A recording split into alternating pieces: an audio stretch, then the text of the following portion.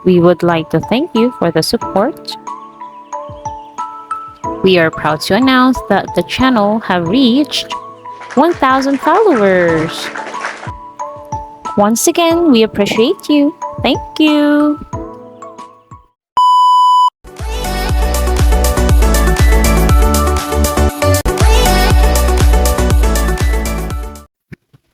At dahil nga 1,000 followers na kami, pumunta kami ng SM Mega Mall. Naisipan kasi ni Papa na dalhin sa Sambu Cochin ang mga bata. Hindi ito yung first time na kumain kami dito kasi tuwing mayroon kami sineselebrate, ito yung unang restaurant or unang kainan na aming pinupuntahan. Bago nga kami makaakyat doon sa Sambuco Gin, meron kami nakitang area designed para sa mga mothers. May na nga pala.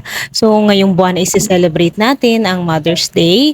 Kung gusto nyo, puntahan. Nandito lang ito sa Mega Mall atrium area. Kumuha kami ng mga pictures. Ayan po. Ito pa. Ito rin. At syempre, ayan, dapat daw kasama siya. So, ayun na nga, dumiretso na kami sa may Sambuco Gin. Medyo maraming tao kasi weekend. Hindi kami nakapagpa-reserve ng table. So, sinubukan pa rin namin kung may available. And luckily, meron naman. So, yan. Pinasukat namin yung dalawang bata kasi gusto namin malaman kung free pa rin sila. Kaya lang, yun na nga, matangkad na sila. So, half of the price ang payment for each kid. So, yan. Lakad-lakad tayo. Dahil maaga pa, nag-decide kami na pumunta muna ng time zone. So, makikita nyo, ayan, yan yung una nilang pinuntahan, yung mga bola-bolang yan na bumabagsak and then they need to put the balls in again to that hole. Ayan. Favorite na favorite nila yan. Di ko alam kung bakit. Ayan. O, ayan pa.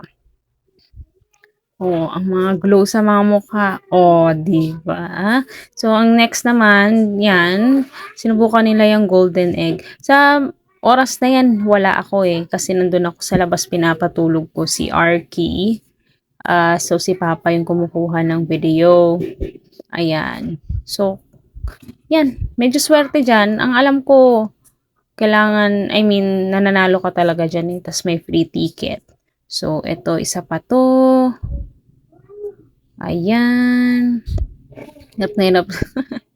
Hirap na hirap si ate mo, girl. Ayan. Si Star laging nananalo yan ng ticket. Nakakatuwang bata. Iba rin yung glow kapag nananalo siya. Ayan.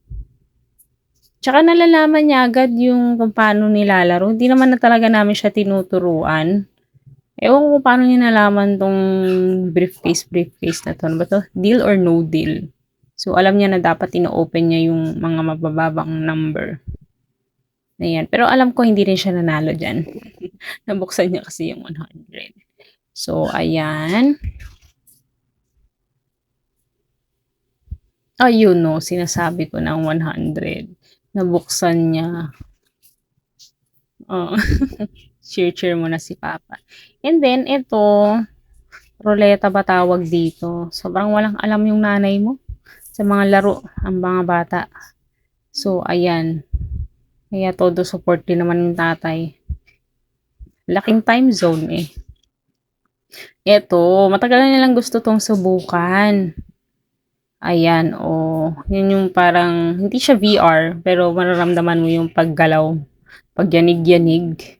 So, meron kayong papanoorin na video. Tapos yung galaw ng chair will be related dun sa vibration ng chair. So, ayan, tignan natin. Medyo nag-enjoy naman sila dito, pero nahanap namin yung parang VR, pero sa kabilang palaruan pala. So, ayan. Pero mukha naman nag-enjoy yung mga bata. Ayan, di ba? Kitang-kita nyo naman. May pagyanig pa. Nung una, akala ko matatakot si Star kasi ayaw niya yung mga gumagalaw-galaw. Yung sa arcade na mga kotse na sinasakyan, ayaw niya. Pero this time, parang nag-enjoy siya. Siguro dahil doon sa may video siyang tinitignan, Gusto niya yung experience na parang nandoon din siya sa loob ng video. Itong batang 'to talagang sa tingin ko manang-mana talaga sa ama. Gustong-gusto yung mga ganyang kabagayan, oo. Oh, 'di ba?